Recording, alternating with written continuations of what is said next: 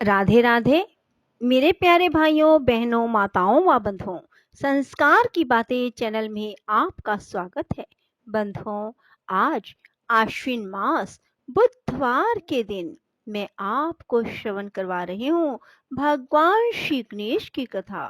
बंधुओं, जो कोई भी बुधवार के दिन गणेश जी को 2 लड्डू और दूर्वा अर्पित करता है, साथ ही गणेश जी की कथा को सुनता है, भगवान श्री गणेश उनके सभी बिगड़े हुए काम साथ ही बना देते हैं और कार्यों में जो भी अड़चने आ रही होती हैं, भगवान गणेश उन्हें दूर कर देते हैं। बंधुओं, पूर्ण विश्वास सच्ची निष्ठा के साथ भगवान श्री गणेश की कथा को सुने। बंधुओं, यदि आपने YouTube चैनल संस्कार की बातें अब तक सब्सक्राइब नहीं किया तो जरूर करें और बेल आइकन दबाना ना भूलें, ताकि आपको हमारी आने वाली सभी वीडियोस की जानकारी सबसे पहले हो सके। बोलो गणेश भगवान की जय हो। एक दिन की बात है। समस्त ऋषियों के अन्यतम प्रीतिभाजन हेरम बाहर क्रीड़ा कर रहे थे। सहसा गृध्र रूपधारी एक भयानक असुर ने उन्हें अपनी चोंच में पकड़ लिया और आकाश में अत्यंत ऊंचे उड़ चला। जब पार्वती ने पुत्र को नहीं देखा तो वे व्याकुल होकर उसे इधर उधर ढूंढने लगी। प्राण प्रिय हेरम को ना देख पार्वती अत्यंत दुखी थी। जब उन्होंने आकाश में विशाल गृध्र के मुख में अपने बालक को देखा तो वे सिर धुन धुन कर करुण विलाप करने लगी। सर्वात्मा हेरम्ब ने माता की व्याकुलता देखकर मुष्टि प्रहार मात्र से ही गृध्र असुर का वध कर दिया। चीत्कार करता हुआ विशाल असुर पृथ्वी पर गिर पड़ा। उसके अंग प्रत्यंग क्षत विक्षत हो गए।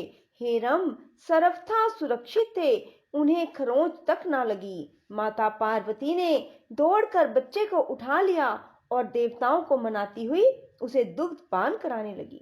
संध्या काल था। माता पार्वती हेरम्ब को पालने में लिटाकर लोरी सुना रही थी। उसी समय क्षेम और कुशल नामक 2 महाभयानक असुर पार्वती के आश्रम में प्रवेश कर गए।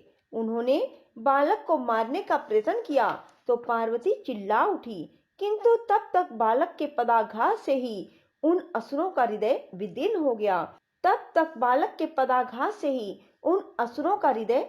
हो गया। वे रक्त वमन करते हुए भागे, किंतु कुछ ही दूर जाकर गिर पड़े, फिर उठ ना सके। गणेश जी ने उन्हें मोक्ष प्रदान किया। एक दिन माता पार्वती सखियों के साथ मंदिर में पूजा करने गई। हेरम्ब मंदिर के बाहर क्रीड़ा कर रहे थे। क्रूर नामक महाबलवान असुर ऋषि पुत्र के वेश में आकर उनके साथ खेलने लगा। वह हेरम्ब को मार डालने के लिए कभी उनके केश पकड़कर धरती पर पटकना चाहता तो कभी गला दबाने का प्रयत्न करता। सर्वज्ञ हेरम्ब उसका कंठ पकड़कर दबाने लगे। अरे मुनि पुत्र, मरा तो पाप लगेगा। माता पार्वती की दृष्टि पड़ी तो वे दौड़ी। तब तक असुर मुक्त हो चुका था। उसके नेत्र बाहर निकल आए थे। असुर की विशाल मृतदेह देखकर कांपती हुई पार्वती ने बालक को अंक में उठा लिया। गौतम आदि ऋषिगण, शिवगण, ऋषि पत्नियां और पार्वती की सहचरियों के साथ मयूरेश के उपवेशन संस्कार का आयोजन किया गया। मयूरेश को दिव्य वस्त्र और अलंकार पहनाए गए। देवताओं ने विविध प्रकार के रत्न प्रदान कर मयूरेश की पूजा की। देवताओं और ऋषियों के साथ ब्राह्मणों ने उन्हें आशीर्वाद दिया। इसी बीच सिंधु दैत्य का कुटिलतम प्रचंड असुर व्योम आश्रम के सम्मुख वृक्ष पर बैठकर उसे हिलाने लगा। प्रबल झंझावात में किसी को कुछ नहीं सूझ रहा था, पर जब उपद्रव शांत हुआ तो पार्वती सहित सब ने रक्त पंख में पड़े हुए महान व्योमासुर का शव देखा।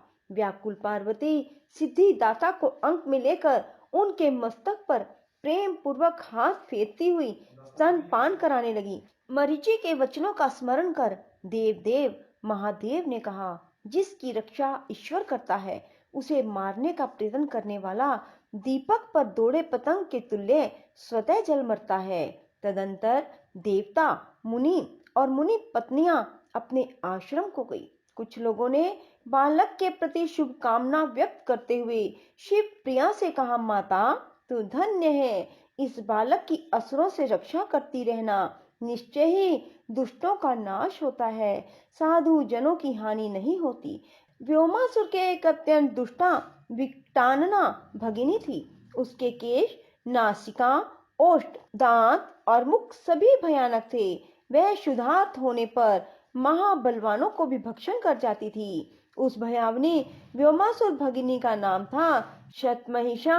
अपने भाई की मृत्यु से अत्यंत दुखी हुई, वह क्रोध से कांपने लगी। उस मायावी ने 16 वर्षीय अनुपम लावण्यवती स्त्री का वेश बनाया। वह सीधे पार्वती के पास पहुंचकर उनके चरणों पर गिर पड़ी और उनकी प्रशंसा करने लगी। परम सरला जननी पार्वती ने उसे भोजन आदि से संतुष्ट किया और रात्रि में अपने ही समीप पर्यंक पर सुलाया। सर्वज्ञ हेरम मायाविनी राक्षसी की प्रत्येक गतिविधि जानते थे। शतमहिषा ने उन्हें स्पर्श किया ही था कि केवल 5 मास के हेरम्ब ने उन्हें अपने नन्हे हाथों से उसकी नासिका और कान पकड़ लिए। राक्षसी के लिए बालक पर्वत तुल्य और उसके सुकोमल हाथ वज्र सदृश प्रतीत हुए। वह छटपटाती हुई चिल्लाने लगी। शतमहिषा बालक को जितना छुड़ाने का प्रयत्न करती, बालक के वज्रहस्त उसे और अधिक जकड़ते जा रहे थे। पार्वती और उनकी सखियां दौड़ी। राक्षसी की नासिका और कान बालक से छुड़ाने का उनका प्रयत्न विफल रहा। अंततः चीत्कार करती हुई राक्षसी उछलकर धरती पर गिर पड़ी। सहचरियों ने मृतदेह की ओर ध्यान पूर्वक देखा तो घबरा गई। निश्चय ही यह मायाविनी भयानक राक्षसी गणेश का प्राण हरण करने चाहती थी। शिवगण उक्त राक्षसी का शव ले जाकर दूर फेंक आए। इस प्रकार असुरराज सिंधु के भेजे हुए कमठ, तलप, दुंदुभि, अजगर, शलभ, नुपुर, कूट, मत्स्य, शैल, कर्दम, खड़क, छाए और चंचल आदि अनेक बलशाली और मायावी असुर मयूरेश को मारने त्रिसंध्या क्षेत्र पहुंचे। उन्होंने एक से एक माया रची और बालक को मार डालने का भरपूर प्रयत्न किया, किंतु मायापति मयूरेश के सम्मुख उनकी एक ना चली। उनका भौतिक कलेवर तो नष्ट हो गया, पर वे परमोदार मुक्तिदाता प्रभु मयूरेश के कर कमलों का स्पर्श पाकर जन्म, जरा, मृत्यु से सदा के लिए मुक्त हो गए। बोलो गणेश भगवान की जय हो। राधे राधे, जय श्री कृष्णा। बंधुओं, यदि आपको हमारी वीडियो पसंद आए तो इसे लाइक करें और शेयर भी जरूर करें। धन्यवाद।